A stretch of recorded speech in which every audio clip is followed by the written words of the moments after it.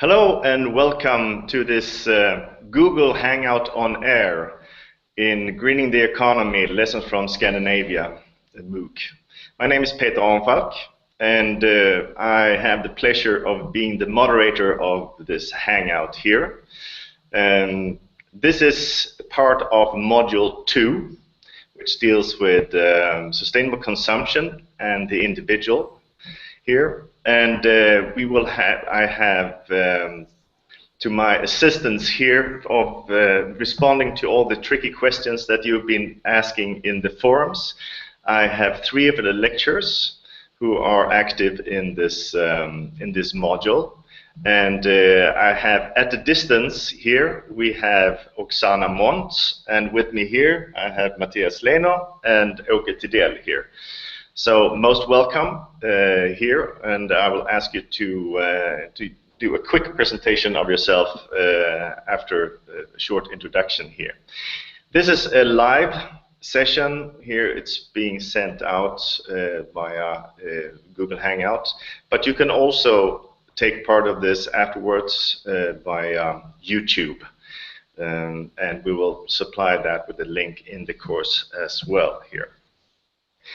First of all, I would like to thank everybody who's in the course for excellent input into the forums. We have some fantastic discussions going on, really insightful and very, very vivid discussions going on in the forums. And I've looked into that, but first of all, or most of all, our CTAs, our community teaching assistants, have been following it closely and then helped us of collecting a number of issues and questions for this session. That's the basis for this session. So based on your discussions and your questions there, we have an agenda for today. And that agenda was in the announcement and also part of on Facebook here.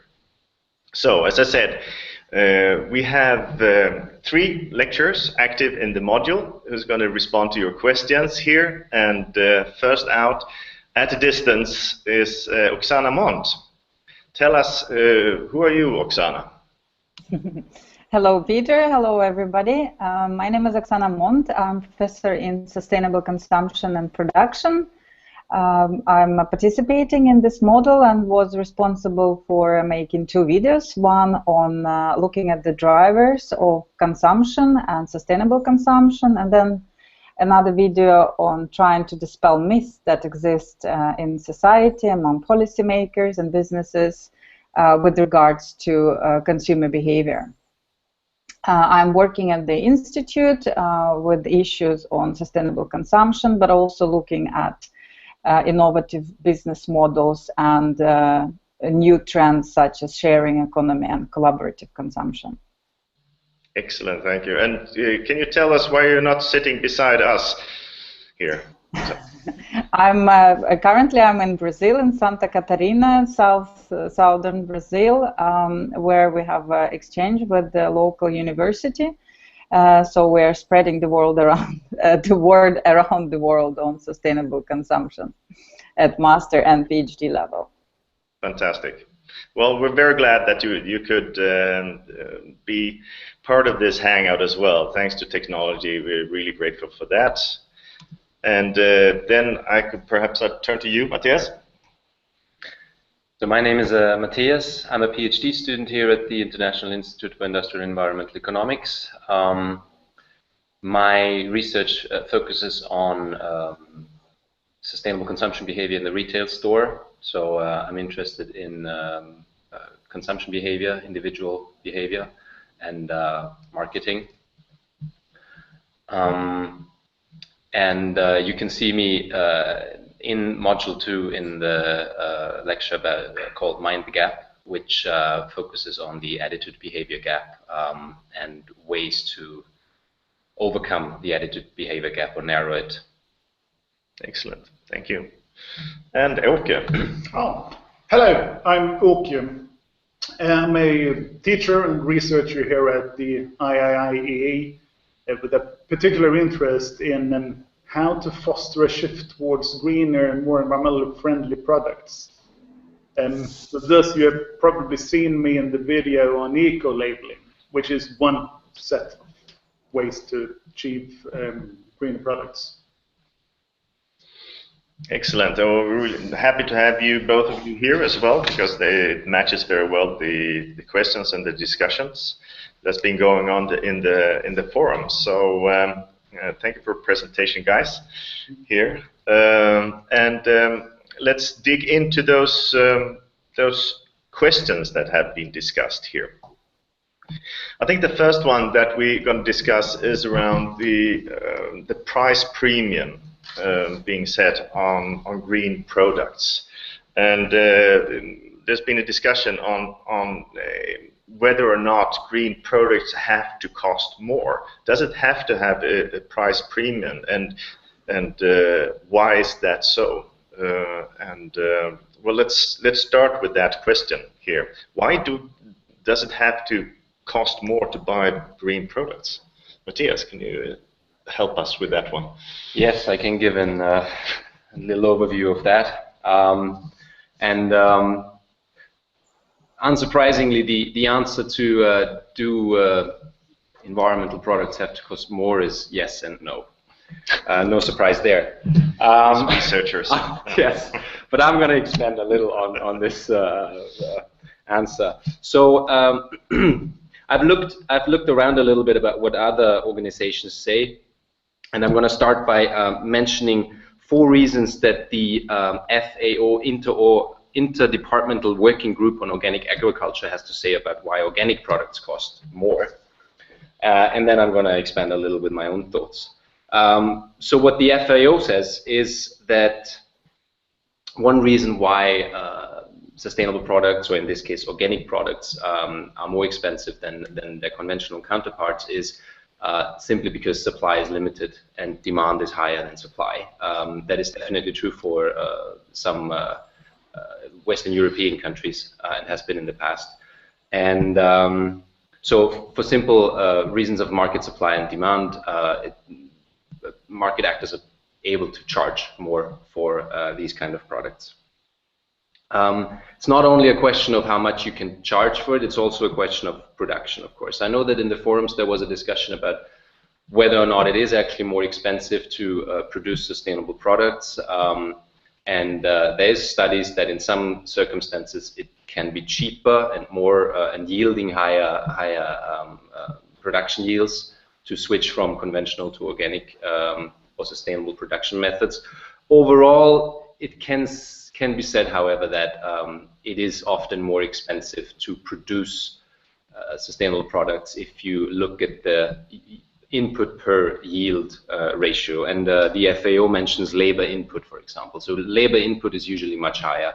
When it comes to organic agriculture in Europe, it's also significantly higher input of machinery, because you have to use both more labor and more machinery in order to compensate for what you can't use in chemicals and fertilizers.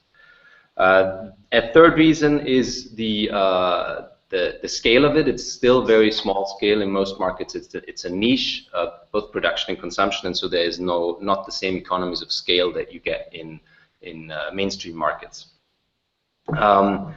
And that also includes problems or challenges in terms of logistics and post-harvest handling. So the FAO reports that the mandatory segregation of organic and conventional produce leads to higher transportation and processing costs. And last but not least, they talk about the relative inefficiency of market and distribution chains. That said, and those are all very good and valid reasons, one can of course see how many of these reasons behind price premiums change over time depending with market development. So if you look at Austria, which is my home country, where now 20% of agricultural land is under agricultural farming methods, then of course you get into another scale and production systems and logistics adapt and are also able to be more efficient. And you see that with to remain within the example of organic food, you see that with milk. Milk is one of the product categories that has achieved a relatively high market share in many Western European countries, and that also has led to a price premium that is quite small. Milk has a price premium of, I would assume, 5 to 10% in many markets, organic milk versus conventional milk. So, to sum up, I would say that must or should sustainable products be more expensive? In many cases, it's yes, particularly in response to market development. I think higher prices can help a niche to develop into something bigger, and then eventually you might achieve the necessary scale to and expertise to reach prices that are more competitive. Hmm. Okay. Yeah, may I add to that? In my view, there is like a natural law that green products should be more costly, but they tend to be, and there could be a number of different explanations. One is, of course, that when you want to redesign a product to make it greener, there is an element of innovation, and the innovator wants to get paid for that. And this is in contrast to the conventional products where the innovation is paid and you've got even the economy of scale to produce all the raw materials and assemble stuff and so forth. When we go for new, novel, and hopefully then greener products, you need to set up new supply chains, new way of manufacturing and so forth. And if you compare the need for investments compared to the sunken cost in all systems, it gets more expensive. Mostly it gets more expensive. It's simply like that. And when a producer sees or realizes that there is a demand for green products, well, then that producer has a unique selling point he or she wants to get paid for or could get paid for. And it's so just like we sometimes pay more for a particular brand name than it's possible to pay more for a product which got this certain quality. And then we're back to this supply and demand, as you started with, also on one of the reasons. Yeah, it's simply not enough green products, so the demand is larger than the supply. Yes, and I just want to add to what Åke said about the incentive, the higher incentive for market actors the incentive for market actors to charge the prices that they can charge,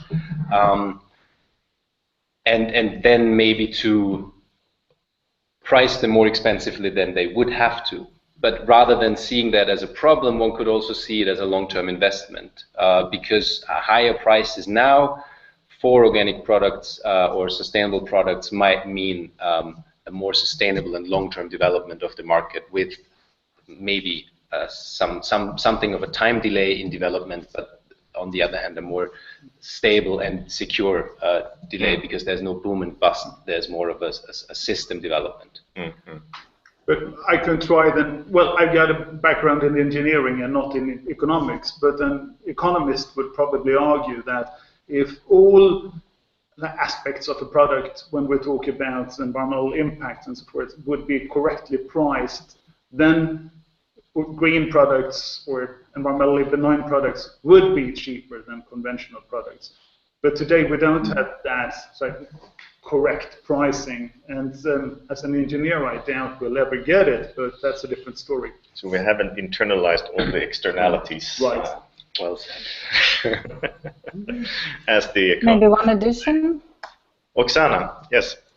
Yeah, I was thinking that also the pricing of eco-labeling products is a matter of time and how mature market is, and the market penetration or saturation with labeled products. I'm thinking about toilet paper or kitchen paper in Sweden, where almost all products are environmentally or eco-labeled, and then the price first perhaps was a difference in price, but now they're all priced at the same level. The same thing we see now in product categories with high penetration of eco-labeled products, sugar and coffee, for example. Also, there is hardly any difference in price. And also Matthias studied a lot the retailers, and they also have their own strategies to help consumers realize, try these new eco-labeled products, see that they are equal quality or even higher quality, and then so retailers are also developing their own strategies for leveling out the price differences. So they will also help with that price and and take that and use that as a sales pitch for projecting themselves as being green or selling green products to attract more customers. Yes, and they are actually marketing that they are preparing the future markets. So helping consumers test new ecological products and creating a niche and market for themselves in the future. But I guess this is like a development process in time here, and different markets have mature different mature stage here. So depends on where you are on this timeline here. I guess that's different in different parts of the world here. So. Yeah. Okay, we have several questions here.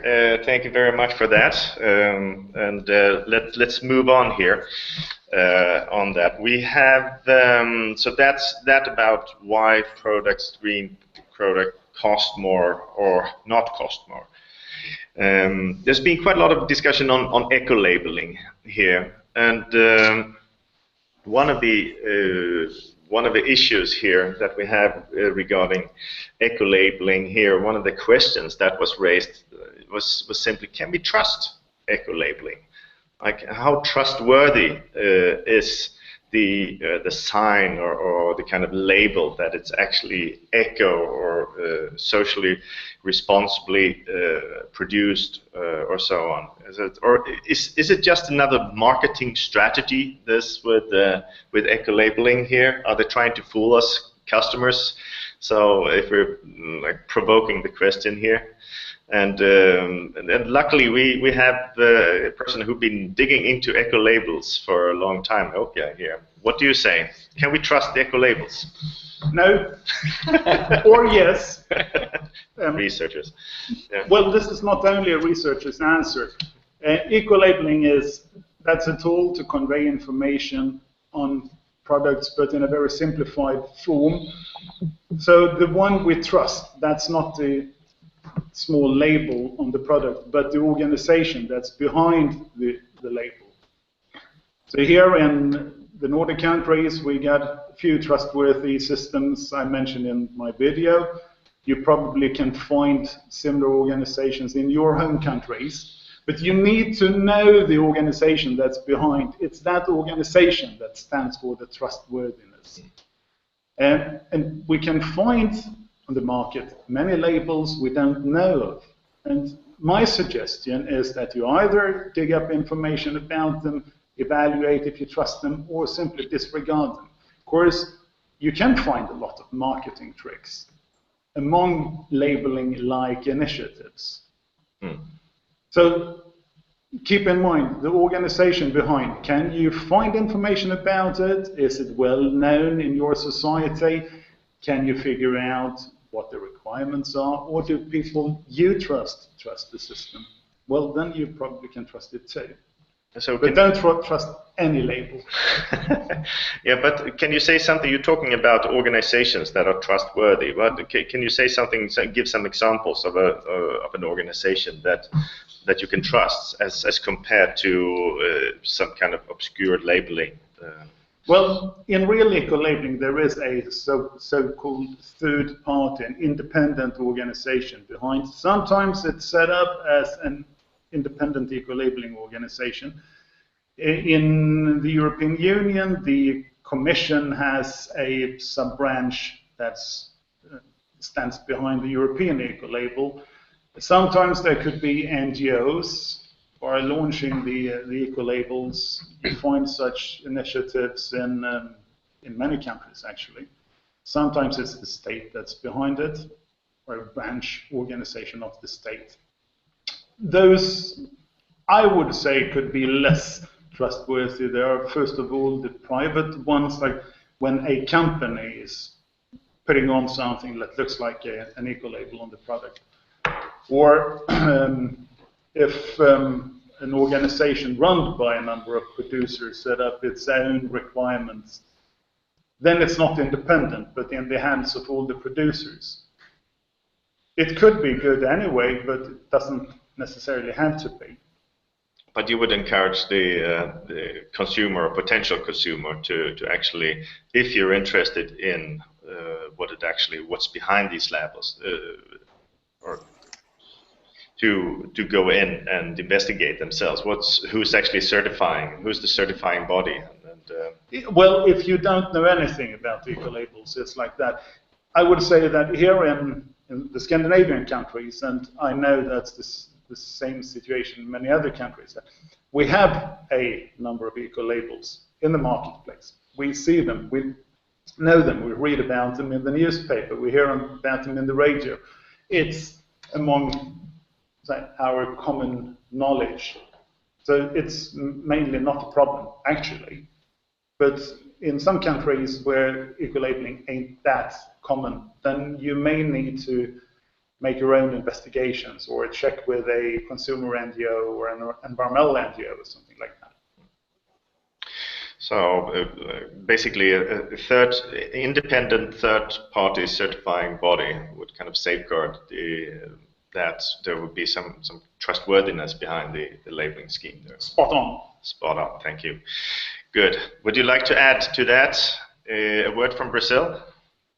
I'm thinking about that. It's probably good to mention that a lot of producers are coming up with their own labels for their products, and then it's very difficult to trust because that is clearly just a promotion, and one can always question the validity or trustworthiness on that information. And then what Åke is referring to is the ISO International Standard Organization Type 1 labeling, where the organization behind it, it's usually consists or has a board which appoints or first of all develops a criteria and then gives the eco-label, awards the eco-label to different products. And this usually this board has representatives from different actors in society, both businesses who know the product, how it's designed and production processes behind it, but also representatives of consumer organizations, and often these boards are backed up by representatives of the government, which adds to the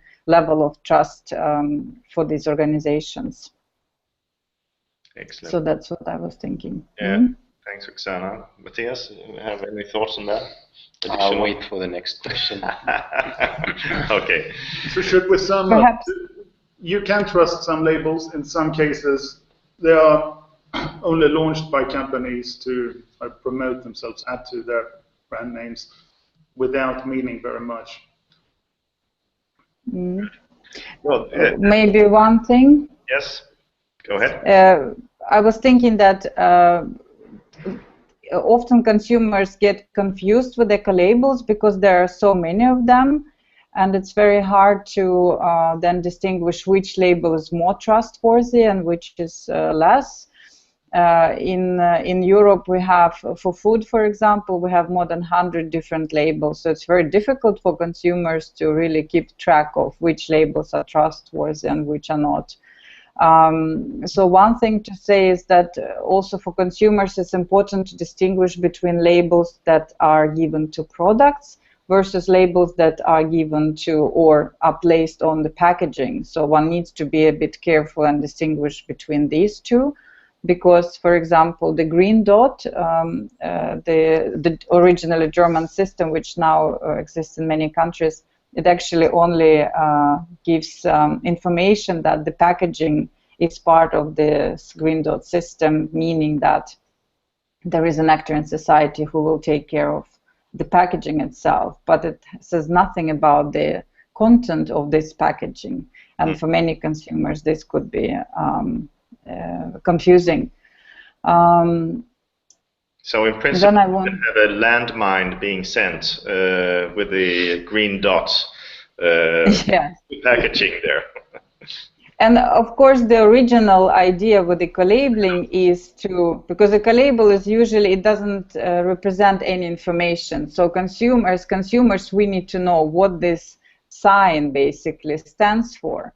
So eco-labeling targets consumers who are interested to some extent in environmental features of products. And then, of course, the question is how then. So on one hand, eco-labeling is not for consumers who are not interested. They will not see this label, they will not understand it. So there's always a question, how do we reach out to consumers who are maybe not aware about environmental issues or not interested or do not have time.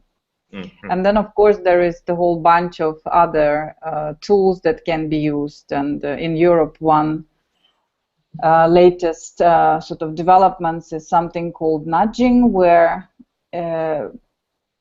behavioral sciences are used in order to try to help consumers make decisions which are good for themselves and for the environment and for the society as well. And eco-labeling or simplifying information is one such tool, because also of the complexity of the information. But again, eco-label is for consumers who are aware, who are really thinking about environmental features of products. And there are other tools that target sort of automatic behavior. We have all our habits, and we often go in a shop or a route that we know where products are allocated. So labels help us to some extent, but not all the way. So it's in a sense not preaching for the choir, but actually helping the choir to find the product they're looking for here. So the aware customers here. And perhaps that leads us actually to next question, because they're kind of interwoven here. Sorry, I have to move on a little bit because we have several questions here. It's a question that is closely related to the first question here. It's also about eco labels, and it's about how effective they are. These questions: how effective are these eco labels to change consumer behaviors? And then I think we already distinguished in between the ones who are not aware and the ones who are aware here. So maybe we can start the discussion from there. Are they effective? Well, effective in terms of what? Eco-labeling is indeed not the solution to green consumption, but it's one part of the solution, I think. In particular, it's a very cheap and easy to set up system to guide the aware consumers who are willing to seek for more environmentally benign products. It's cheap and it's easy to set up. And it has a number of side effects besides just guiding consumers.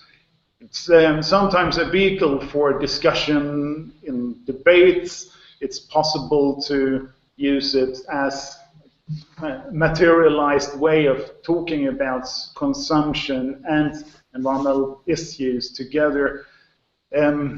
Eco-labeling as such and the criteria behind can stimulate product developers of other sectors or doing similar products but decide not to eco-label them, to use that as inspiration for their product development, etc. So this is a way to bring up both awareness and knowledge about greener products.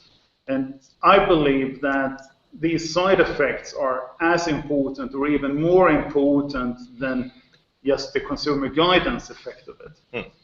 So it actually makes consumers give them some kind of guidance on how to design products here. It does. Well, so, fantastic. Matthias. Yes, I would like to, if I may, add on to, because it fits with, thank you. So it fits very well with, as you've mentioned, the question we've discussed here before now, whether or not you can trust different labels. And also to what Orke just said about eco-labels being more than just a way for consumers to distinguish between two products. Because what I can say from my own research, which focuses very much on retailers, on the retail industry and on related stakeholders, is that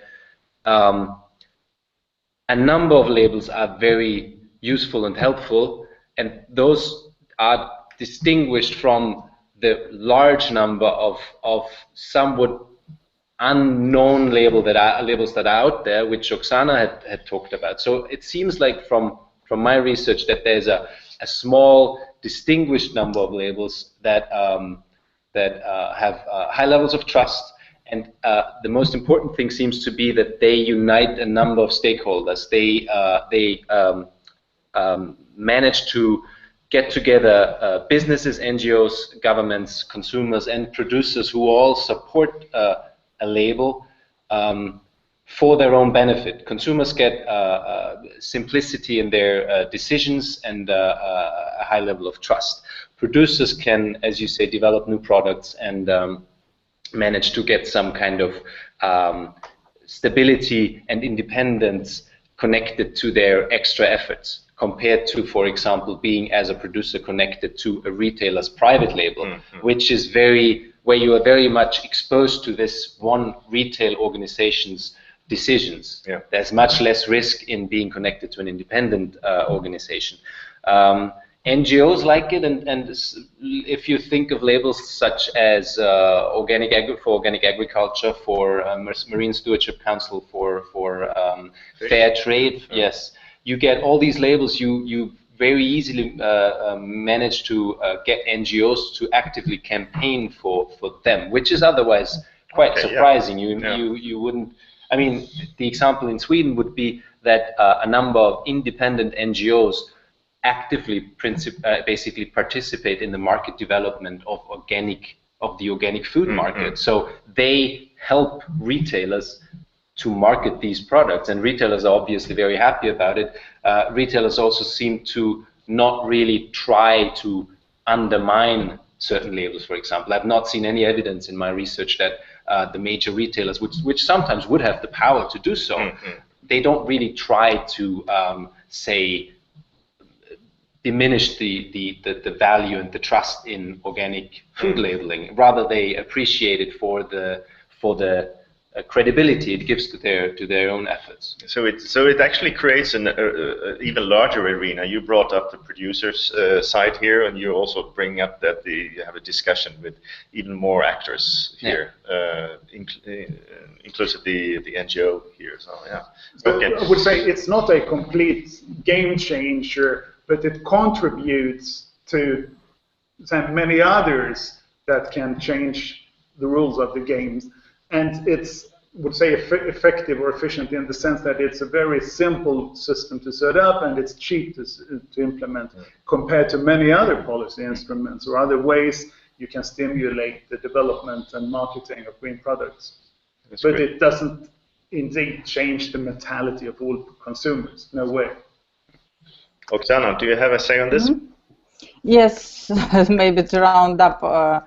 Åke talked about the side effects for there, and I clearly see two types of side effects. One is for if we think about eco-labeling for a certain product group. So the mechanism that is built into eco-labeling when they develop criteria, and then every 3 years usually they revise this criteria, make them more strict. So this means that all products in this product category are being pushed, not only the products that fulfill eco-labeling criteria, but all others who do not also feel the pressure and want to sort of be together in this development. So the entire product group features are getting improved. So this is one effect. And the second one is what Matthias is saying, is also what Åke mentioned, is that when, for example, a retailer or producer wants to adopt or develop products to fulfill the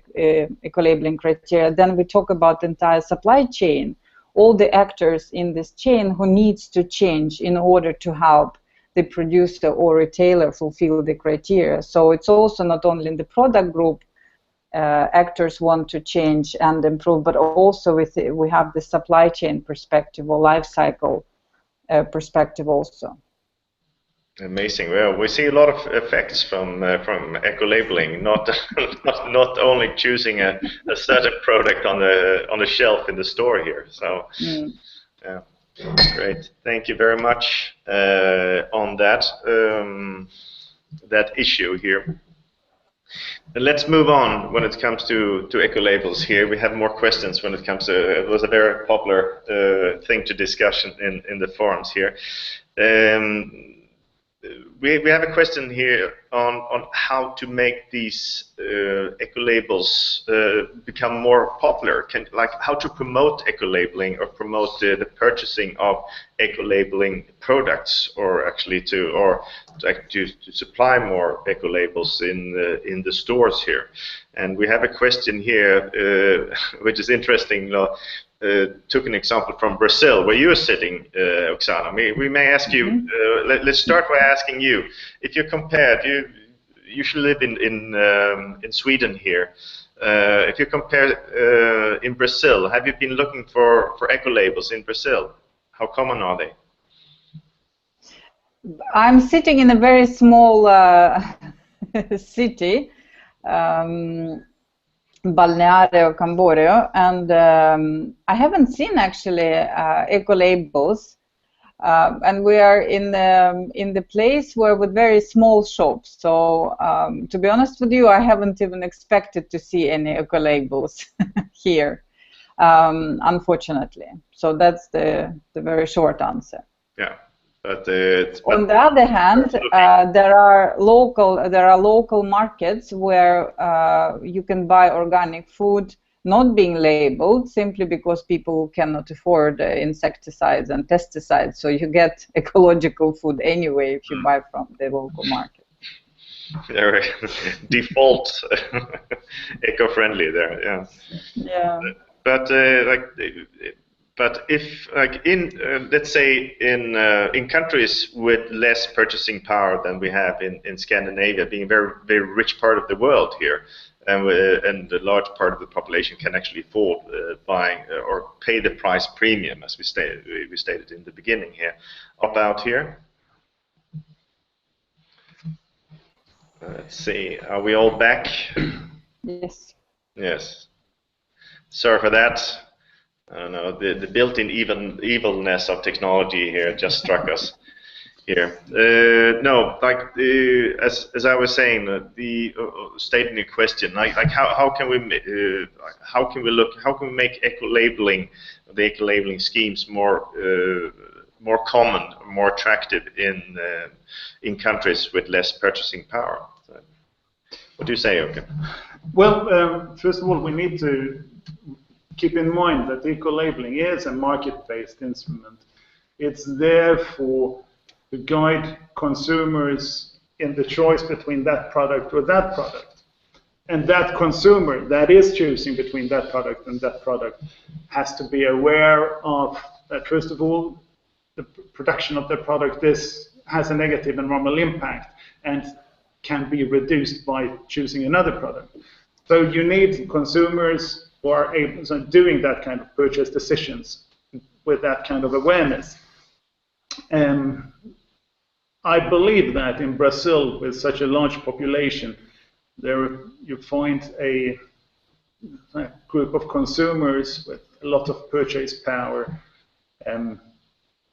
So it's a matter of how to enlighten, but raise the awareness, do consumer education among these consumers in order to actually go for, demand for, purchase greener products. And all this discussion might be very, it falls out when we're talking about poverty and people who are choosing between buying a product or not buying a product simply because they can't afford it. And there it's not the market. And should we be true, then these people, this is in a sense a very sad part of it, but they are the most sustainable consumers on earth. But I don't really want that to be the situation. Well, Matthias? I might just add, being focused on marketing as I am in my research, or having a substantial marketing aspect in my research, I think it's fair to point out that when we talk about green consumption, we easily fall into the marketing trap, which is for marketers, green consumption is often defined as that part of consumption that you can generate a price premium for by sticking a label on it or giving it a different name. We must not make that mistake as researchers or as folks interested in sustainability, because I mean, the definition of green consumption or sustainable consumption is very vague, of course.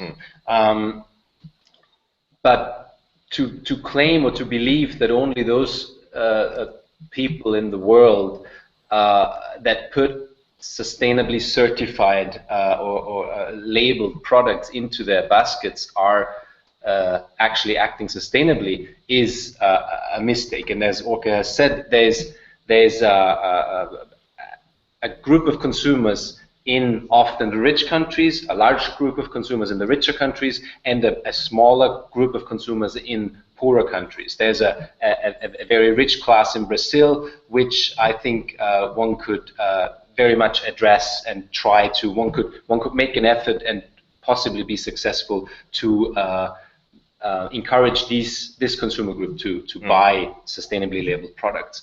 For a large part of human population, they are in a situation where they consume what I've, at least in marketing literature, I think it's once been called, and in other literatures too, I think, green by default.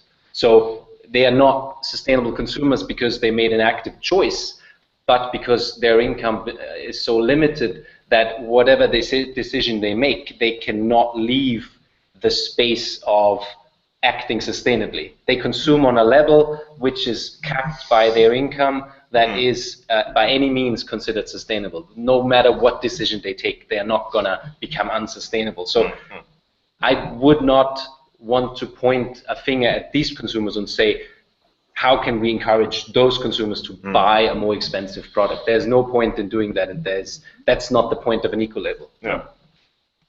That's a good point. Yeah. So like just because so the volume actually of how much you actually purchase, and those like labeling would be within one category of products here. Just because we don't become more green because we would fly more eco-label flights, exactly. For example, as like the tick off that one. It depends on what we consume and how much we consume as well. That's good. Yep. So. Oksana, I see the pen in Brazil is raised. Yes, I was thinking that you guys raised really important point, and it is a big difference if we talk about sustainable consumption and green consumption.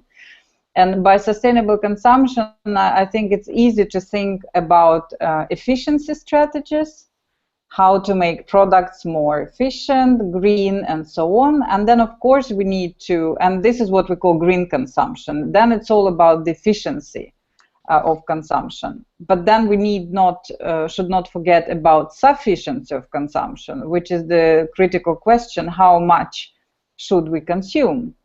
And while eco-labeling does help with efficiency strategies, greening the markets, that's the point of eco-labeling, it doesn't help at all with sufficiency strategies. And that's where the consumers with low purchasing power come in, because they are living at the sufficiency sort of level. And we need to find many more strategies and tools for bridging these two together. So both have the efficiency strategies, greening markets, but also have sort of discussion and build infrastructure in society that would enable people to get access to what they need, but in a more sufficient level, not excess level. And one thing which I think we discussed is this developing countries or developed economies, and I think there we are actually in the situation where the majority of middle class, the so-called consumer class, consumers with purchasing power of more than $7,000 per year, they are actually in developing economies purely by the numbers. So it's we shouldn't forget that developing economies, they are still poor because they have quite a high purchasing power nowadays. And then if we go back to eco-labeling, I think, of course, understanding all the limitations, there are still a lot of ways how you can promote it, both with information campaigns, placement in stores, introducing and telling the stories about these products, because I think that is becoming more and more trend to, you are not just selling the label, but you are selling a story behind the product, you are presenting the farmer who produced this product and so on. So this is also trying to link this to the green lifestyle in general, not only to consumption. Excellent. Thank you very much, Oksana. Wrapping this up here. Shall we move away now from eco-labeling here? I see we don't have too much time left here, and we shouldn't be too lengthy in our discussions here. We got a question. There was a question in one of the forums on packaging. We talked a little bit about packaging here before. Whether or not, if you package a product here, by packaging it, you would actually extend the life time of that product, of the shelf life of this product here. Does it make sense to package people, because or package not people, package products? Hopefully we don't package people. And where's the tipping point that incentivizes the packaging of food here? Who would like to start with that one? Okay. Well, I can at least give my answer to it. If we consider many food products from a life cycle perspective, the actual production of that foodstuff constitutes the lion's share, the main part of environmental impacts. Transport has some impact, packages slightly less in most cases, I would say. If that package can make it possible to convey more of the products that first were sort of extracted from the crust of the earth, manufactured, transported long distances, and actually be used by the consumers, if the package can protect it to reach the consumer or the user, then it's good. Of course, then we don't have spent a lot of resources in producing something that has to be discarded before it's even used. So in that sense, it makes perfectly sense to package things, but still we need to think of how to make it. It's possible to improve many packages, but these are the packages mainly there to protect the content. You find, of course, a number of examples of over-packaged products or silly packaged products. And sometimes the package has another function, and that's to display the product as such, and then it's not just a matter of like protecting the stuff, but exposing it, making it more interesting for consumers to buy. So packaging is not good or not bad per se. It actually helps us to consume more of the product, so the products don't go bad on the way to the consumer. It helps us to be resource efficient with the content of products or the product per se. Now I'm sounding like I'm representing the packaging industry, but frankly speaking, in many ways they do have a point when they're claiming that they are protecting products' resources and take more of them all the way to the user. Yeah, so we should have healthy, like the wrapping or the packaging should in itself be like environmentally friendly, and it should help preserving the product. But there must be break even. Like should we wrap every potato in plastic foil or what? Well, there got to be a break even point. Like, if you look at this from a life cycle perspective, what kind of tools do we have to calculate that? That would be ordinary life cycle assessments, as far as I know. If it's possible to really find that break even, should every potato be packed?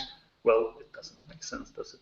But to what extent should it be? And I believe it's a matter of the content, like how fragile is the product, the distance and transport modes, what is it? how is it treated along the way to the consumer? Many things like that needs to be considered. And, but you're saying ordinary life cycle assessment here. Like perhaps you can say a few words, because I'm not sure that everybody knows what life cycle assessment is here. What do you mean by life cycle assessment here? Oh, that's a big one. That's a big one. It would require a lecture. You have 1 minute, okay. But it's a matter of like quantifying the environmental impacts from the different steps of manufacturing of the final product, calculates the contribution to the gross environmental impact from the product from every single step, every single component of the product, every single move it makes in terms of transport, for instance. From cradle to grave. Yeah. So, yeah. And when we do these calculations, there are structured calculation schemes for doing them. I would say structured, not necessarily scientific, but they are addressing different kinds of impact categories for a given product. And when we're looking at the different aspects of that, like transport, package, contents, package usually turn out to be a minor fraction. I think we saw this Brazilian pen coming up there, Oksana. Did you want to add to that discussion? Just 2 quick points. One is that packaging is always, it's not only to protect the product during transportation or in the shop or to increase in longevity, but it's also, in many countries, that's a sign of product quality and status. I was thinking about Japan, where, you know, if it's a gift, a present, then there should be a lot of layers of wrapping, and that is part of the cultural heritage there. So we need to, on one hand, of course, we would like to reduce the impact from packaging. On the other hand, we also need to consider the cultural values associated with packaging. And then, of course, also linked to that, we need to remember there is always primary packaging and secondary packaging. Primary, which is the actually packaging of the product itself, and secondary packaging, which perhaps helps to protect the product during transportation. And there we also see a lot of developments where schemes not only to reduce that packaging, but perhaps, or a lot of schemes to bring back this packaging, make it more durable, more robust, and develop schemes for sort of closed loop for this packaging so that it can be reused many times. Excellent, good point. Do you want to add to that, Matthias? No. Well, no. I you had your chance. Very quickly. Just to, I don't know, make the point that everything is difficult and nothing has a real good answer. Yeah. Because what popped up in my head is talking about the necessity of packaging from a production point of view, and then opposing that to the marketing side of packaging. One could easily say, well, the marketing side of packaging is just useless, it's just a waste, and we would be better off if society understood that this unnecessary packaging doesn't help anything, and so we could skip that part away and just have the packaging that is necessary from a production side. Now, if I think about a related but not really on-spot topic, being obesity, I could imagine that I can gather a number of researchers that would tell you that it's actually helpful to have a big package of chocolate containing a large number of small chocolates which are wrapped individually, because that means that the package size for each time you eat a chocolate is defined, and that way you reduce the amount of chocolate consumed every time you go to the chocolate shelf. That is related, but then you come into a consumption psychology issue, which is not less interesting and relevant and can also be argued for. So it's just very difficult to say outright that packaging is useless and it should be, from a consumption point or marketing side, discarded. Well, there are many different layers here, many different packaging layers here. I'm looking forward to the next session, where I think Matthias will bring us individually wrapped chocolate bars here. I bring you empty packages. due to my obesity. Thank you very much. Okay, let's move on. We have 5 minutes to do a very, very quick response to a very big question here. It's about how to measure well-being. And it's a little bit unfair to take this up because it's a very, very important and very large question. But perhaps we could just have a very quick response to that, and perhaps leave that question also, or convey that for another session a little bit later on. But would you like to give a response to that? Like what other measures for successful society are there aside of GDP? Like, how effective is GDP as a measure of success in society, of growth in society? If I may start, maybe. Well, you are the ones who are responding to this because we have 3 more minutes. Okay.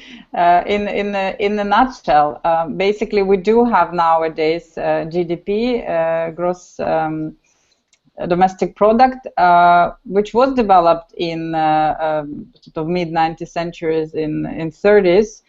By economist Kuznets, who actually warned against using this indicator as a measure of welfare. This indicator measures the value added produced in economy and specifically by companies.